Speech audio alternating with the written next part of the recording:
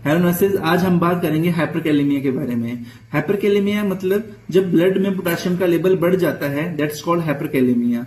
Second one is normal level of potassium 3.5 to 5 मिलीक्यूलेंट पर litre, it's called normal range of potassium. जब 5.5 से ज्यादा चला जाता है, इसको हम हाइपरकैलेमिया में काउंट करते हैं। क्या कॉजेज क्या होते हैं? सबसे पहले रीनल फेलियर होता है।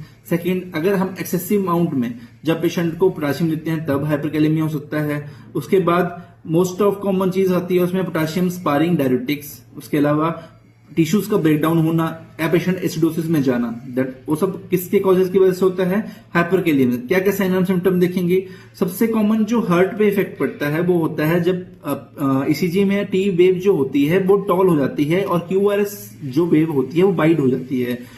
ये साइन सिम्टम आपको दिखेंगे ईसीजी मॉनिटरिंग पे हाइपरकैलेमिया के। उसके अलावा पेशेंट को अरिथमिया और कार्डियक अरेस्ट भी हो सकता है। इसके अलावा पेशेंट को मसल वीकनेस और साथ में फटीग भी लगेगा। ये सब साइन एंड सिम्टम दिखते हैं हमें हाइपरकैलेमिया के। सबसे जो नर्सिंग की होती है, जो हमें याद रखनी होती है, वो ये होती है कि पेशेंट को हमें ईसीजी कंटिन्यूस मॉनिटरिंग करनी होती है। साथ में एमएनसी मैनेजमेंट क्या देंगे? कैल्शियम ग्लूकोनेट देंगे फॉर हार्ट प्रोटेक्शन के लिए, और साथ में इंसुलिन प्लस ग्लूकोज देंगे shift to potassium in cells, मतलब सेल्स के अंदर पोटेशियम को शिफ्ट करने के लिए हम क्या देते हैं? Insulin plus glucose. डायलिसिस भी करना पड़ता है सीवियर केसेस में, मोस्ट ऑफ सीवियर केसेस में। उसके अलावा होता है हमारा नर्सिस की आती है सबसे कॉमन जो पीक टी वेव्स आती है ईसीजी के अंदर, वो उसको बोलते हैं हाइपरकैलेमिया। जब हम ईसीजी मॉनिटरिंग कर रहे होंगे, कंटिन्यूस ईसीजी मॉनिटरिंग कर रही है for save life. Thank you.